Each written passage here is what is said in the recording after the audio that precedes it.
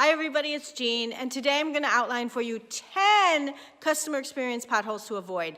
Things that get in the way from leading a transformation and from making traction. So I'm going to run these down, starting with number 1 and going through number 10. Are you ready? Let's go. Okay, here is number 1, Csuite Commitment.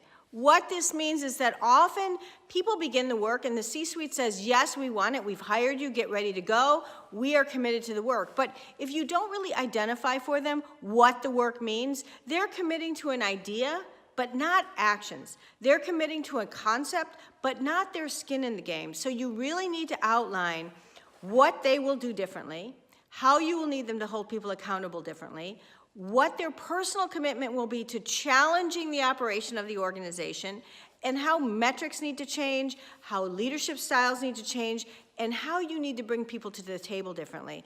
That's why, for example, I provided you with the 5 competencies, which I'll give you much later if you need them, of course, but those competencies, for example, give you a specific roadmap, and if you don't walk the C-suite through what they're buying, they will say yes, but it will come back to meet you in your path of trying to make action and traction. So outline it deliberately, be specific. If you don't, you're gonna hit a roadblock, you're gonna hit that pothole.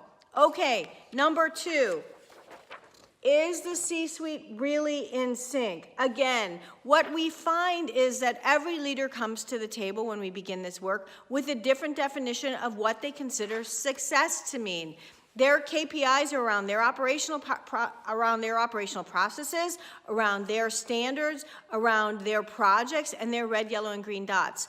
One of the first things that we actually do with leaders that changes everything is bring in customers and have customers talk about how reliable you are. Now, this doesn't sound very interesting or pie in the sky or really powerful, but reliability is important. And what we need to do is have leaders check their silo at the door and understand and agree on, from an across the journey standpoint, how reliable are they, and will they link arms to deliver an experience to the customer that means a one company experience. So often, again, you've got lots of leaders who come from different places.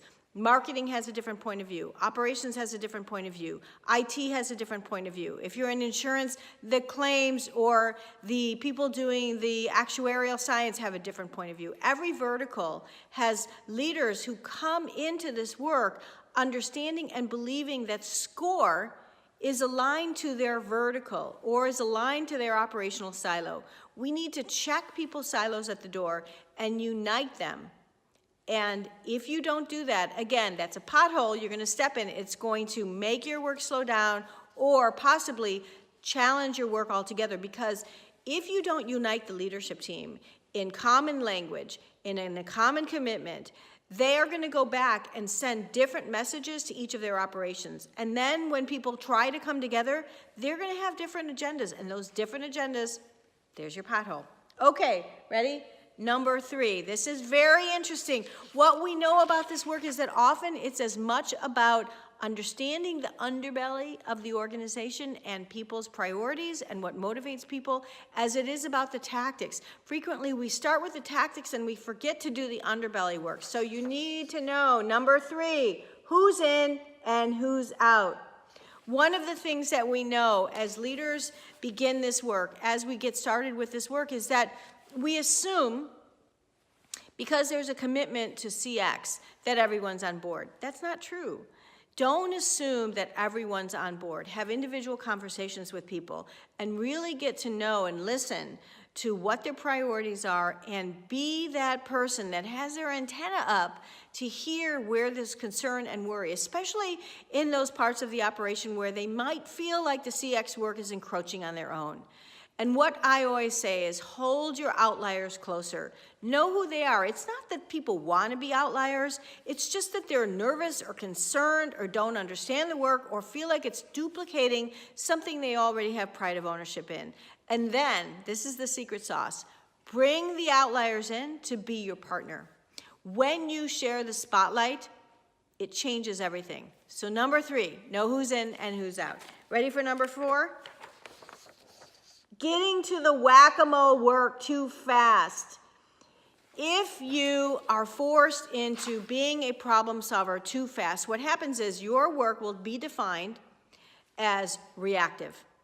Your whole CX mission will be surveys come in and react to them, or people go out in the field and we react to them. What you need to do is create a strategic path, a strategic conversation for understanding the lives of customers, uniting the leadership team to find out the few things that will move the needle and endear yourself to customers the most. And this is hard, I know, because there's an issue when we take on these roles, which is to hurry up and do something. As much as you can, push for a little bit of time so you understand, you can prioritize, and then you can deliver greater value. So resist getting into the whack-a-mole too fast. That's number 4.